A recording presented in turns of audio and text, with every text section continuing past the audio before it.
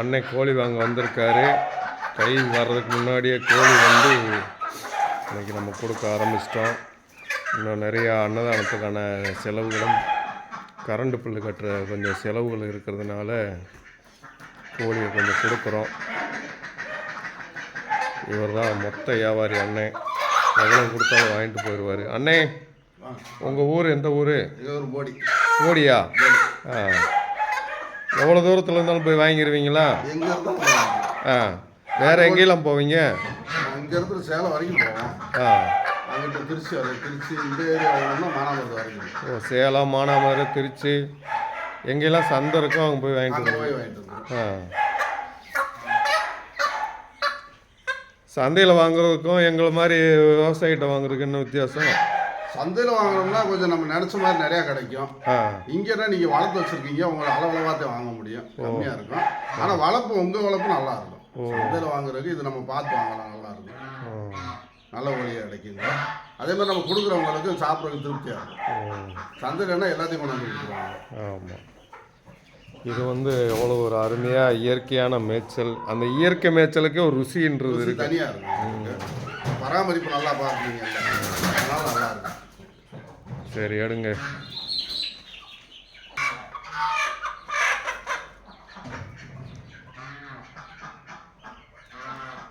Current bill மட்டும் 12,000 ரூபா வந்திருக்கு. கோயில் கரண்ட்டுன்றதுனால சார்ஜ் அதிகம், டபுள் ட்ரிபிள் அப்படின்றாங்க. இப்போயாச்சும் பரவாயில்ல. முன்னாடி கோயில் வேலை நடந்துக்கிட்டு இருக்கும்போதெல்லாம் 20,000 30,000. இந்த வேலைகள் நிறையா தண்ணி அப்படிலாம் கம்மி பண்ணுறோம். ஒவ்வொருக்கும் ஒரு சார்ஜ் இருக்குல்ல, இது கடை சார்ஜ் மாதிரி. அங்கே நம்ம வீட்டில் கூடுதலாக இருந்துச்சு, அப்புறம் நாங்கள் அங்கே போய் எழுதி கொடுக்க சொன்னாங்க, எழுதி கொடுத்தா அப்புறம் கொஞ்சம் கம்மியாகும். ஓ, இந்த கோழி எவ்வளவோ ஒரு பெரிய சிக்கலை வந்து சமாளித்து பெரிய உதவியாக பண்ணிடுது. ஆமாம், இல்லை நாட்டுக்கோழி எப்போ வளர்த்தாலுமே அது நல்லா பெனிஃபிட்டானது. மற்ற கோழி இந்த நாட்டுக்கோழின்னு சொல்லி இந்த கிராஸை வளர்க்குறாங்க, அது வேஸ்ட்டு. அது நமக்கு எவ்வளோ பெரிய அளவில் செஞ்சுருவாங்க. ஆமாம்,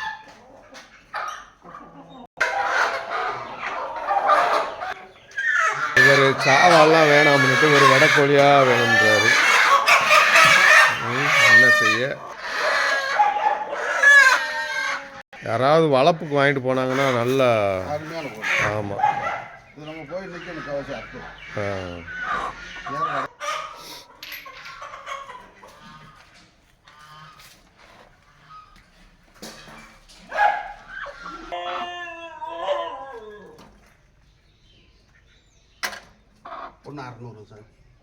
அம்மாவுக்கு அன்னதானத்துக்கு செலவுக்கு இல்லைன்னா ஒரு 4 கோழி விற்றாங்கன்னா ஒரு 4,000 ரூபாய்க்கு 5,000 ரூபாய்க்கு.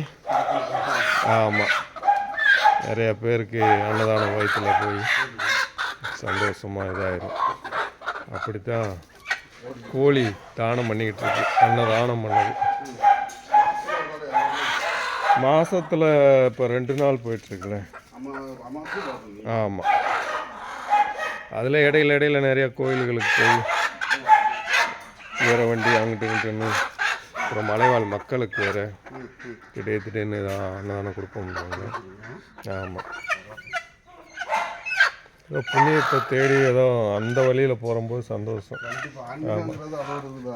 ஆமாம், நம்மளுக்கு என்ன செய்யணுன்றத விட நம்ம என்ன செய்ய முடியும். யாரும் இப்படி சிந்திக்க மாட்டாங்க. ஆமாம், நமக்கு என்ன கடவுள் எடுத்துச்சு, நமக்கு என்ன கொடுத்துச்சுன்னு யோசிப்பாங்களே அவங்க. நம்ம ஜனங்களுக்கு என்ன செஞ்சோம் அப்படின்றத யோசிக்கவே மாட்டாங்க. இல்லாட்டி கடவுள்கிட்ட ஒரு பேரம் பேசுறது, எனக்கு நிறையா கொடுத்துச்சுன்னா நான் செய்வேன், கொடுத்துச்சுன்னா செய்வேன், எனக்கு என்னதான் தான் நான் உனக்கு என்னதான் செய்வேன்.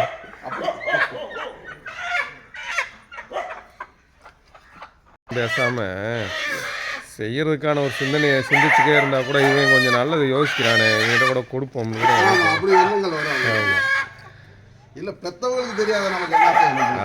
கரெக்ட், இதுதானே உண்மை. ஆமாம், நம்ம பிள்ளைய பற்ற வச்சுக்கிறோம், பிள்ளைகளுக்கு நம்ம என்ன செய்யணும், இருக்கு இதுக்கு என்ன செய்யணும், அதுக்கு என்ன செய்யணும் நமக்கு தெரியும்.